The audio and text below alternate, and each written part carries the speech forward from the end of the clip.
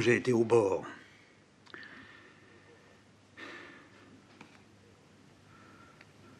Jamais la souffrance ne m'avait autant quitté.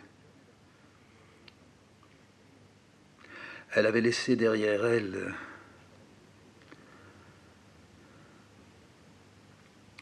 précisément ce dessin qui s'était étalé comme une tache à l'intérieur de mon être qui n'était déjà plus mon corps.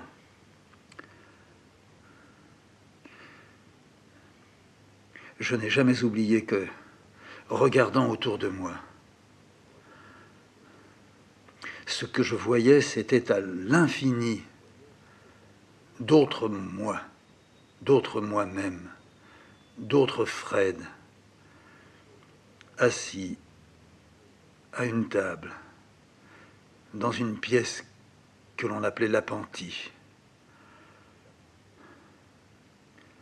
J'avais ma main soutenant ma tête, mon pouce près de l'oreille, les 4 autres doigts de cette main au front. Je regardais par la petite fenêtre et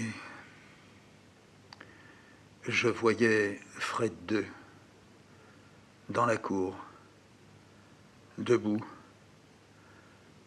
arrêté, figé dans une immobilité dont j'étais le seul à percevoir, à entendre, encore frappé, non pas le cœur, mais l'attente qui ne s'impatientait pas, et lui debout dans cette cour, près d'un mur qui faisait le tour de la maison, regardant par-dessus. Et par-dessus, je voyais par ses yeux le champ qui s'étalait aussi devant lui, et d'autres Fred II dans le champ, debout, regardant non pas au loin, mais regardant l'autre Fred II plus loin, debout, regardant encore et aussi l'autre Fred II. Il m'était devenu impossible, non pas de supporter, mais d'aller plus loin. Cette impression que l'on peut avoir seulement dans les rêves. Et je réveille à cette époque, de jour et de nuit, les yeux ouverts, les yeux fermés. C'est sans doute ce qui expliquait en partie l'absence de dessin réel. Je ne sortais plus de feuilles, je n'affûtais plus mes crayons, je ne grattais plus mes plumes, je ne fumais plus, je ne mangeais pas. Le dessin avait pris l'entière part de moi qui jusque-là s'était maintenue en vibration.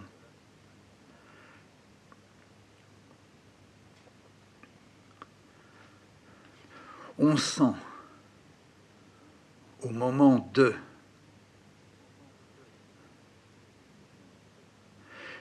que l'on a atteint peut-être pas le non-retour possible, mais une telle intensité de froid et de brûlure que tout mouvement glace les miettes d'un quelconque désir de se lever ne serait-ce que pour pisser. Tout lâche là où l'on est. On vient de se quitter. J'étais sur ce bord-là, avec le dos courbé. J'avais le dos continuellement courbé. Je marchais sur des œufs. Je ne voulais rien casser. C'était peut-être le grand moment où je m'étais poussé comme dans un ultime impossible, tuant tous les mots qui pouvaient venir, tous les gestes que j'aurais pu avoir pour m'accrocher. Me retourner, me lever, c'était faire se retourner et se lever tous les frais de dehors, qui étaient restés droits ou assis, accoudés à une table.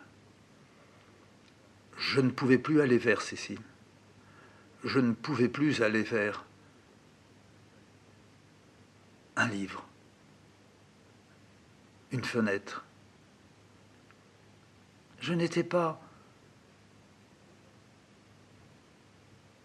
là. Je n'étais pas.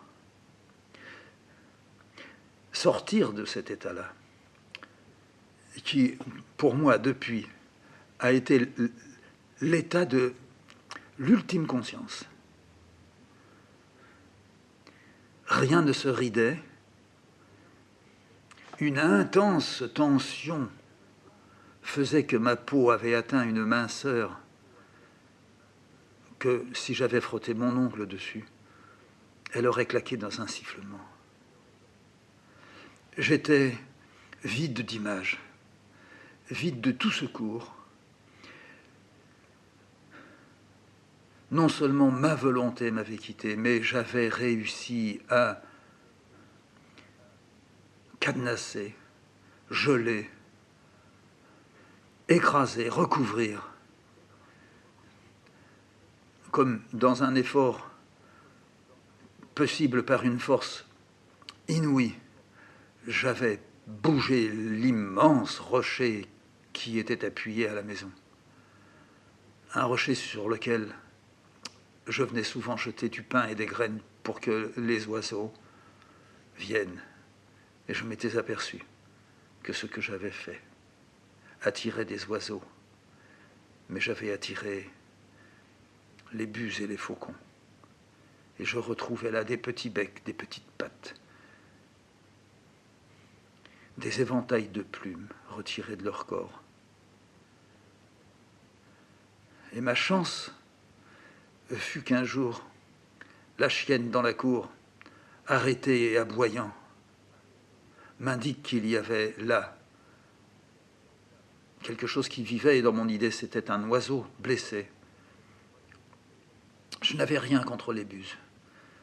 Je n'avais rien contre les pierres, contre le cri de la chienne. J'étais sorti. Je pouvais encore marcher. J'étais venu dans la cour et j'avais vu un immense serpent. Je ne me posais plus de questions, c'est vrai ou c'est faux. Mais la chienne m'indiquait qu'il y avait du vrai. Je m'étais muni d'un bâton et j'avais fouillé dans le trou, dans l'espace entre une auge posée dans la cour, dans laquelle de l'eau, avant nous, était mise pour que les cochons viennent boire. Et cette auge, serrée contre le mur, derrière lequel tous les frais d'œufs étaient, cette auge avait un espace et un trou. Et le serpent s'était sans doute glissé là. Et la chienne me l'indiquait. Et la chienne avait cessé d'aboyer.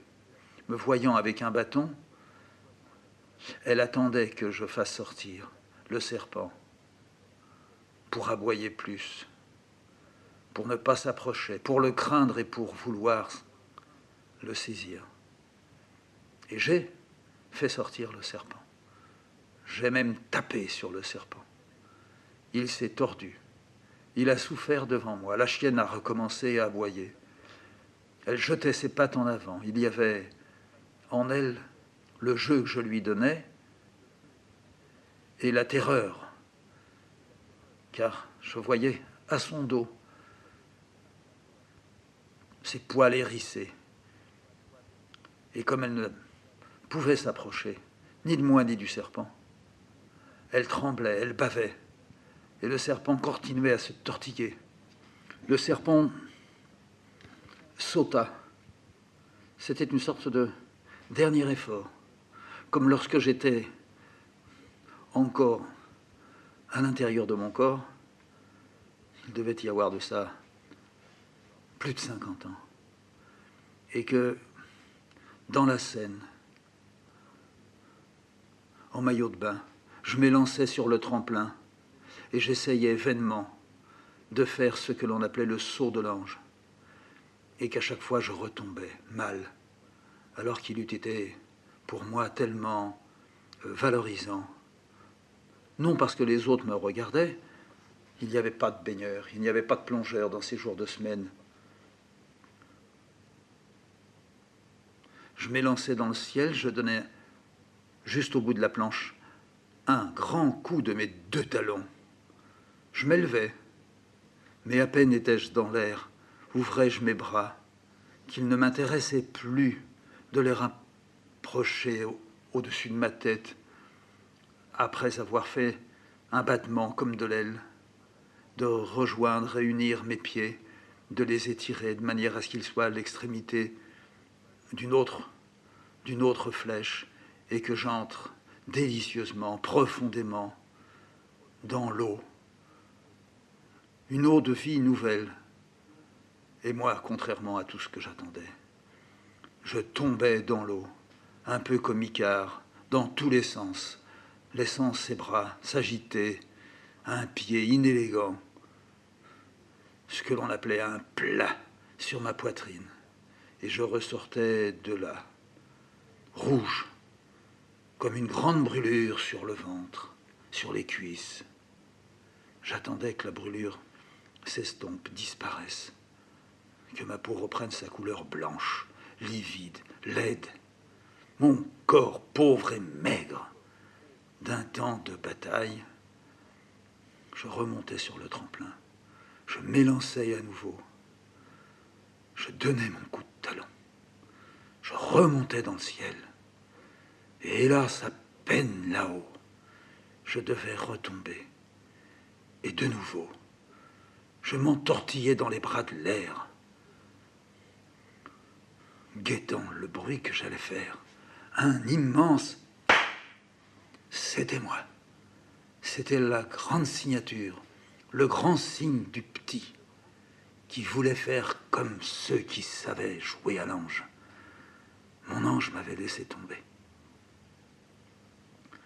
Le serpent aussi sautait comme un ange. Mais il retombait de plus en plus souvent, de plus en plus vite. La chienne elle-même se calmait. 2 grands filets de bave blanche, moussue, s'écoulaient de chaque côté de sa mâchoire.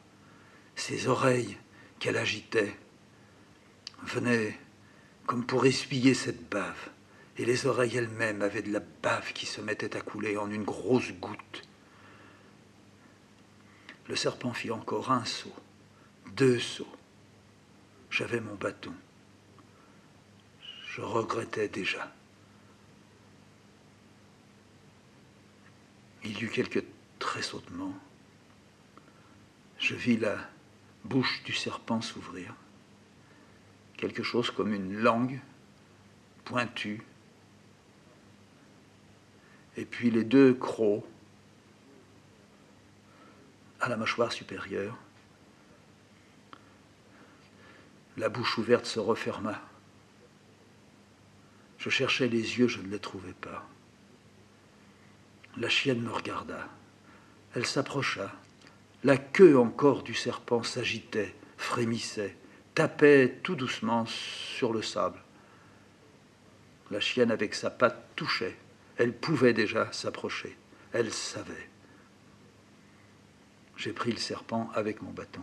Il pendait de chaque côté de mon bâton, 1 mètre peut-être de long, 50 centimètres d'un corps plié en 2. Il ne bougeait plus. La chienne aboyait à nouveau. Elle était comme moi. Seulement, en allant vers le rocher derrière la maison pour déposer le serpent, j'ai dû m'effacer pour laisser passer d'autres Fred II, qui aussi avaient un bâton et portaient leur serpent. Quelle misère! Quelle douce et belle et bonne misère! Le serpent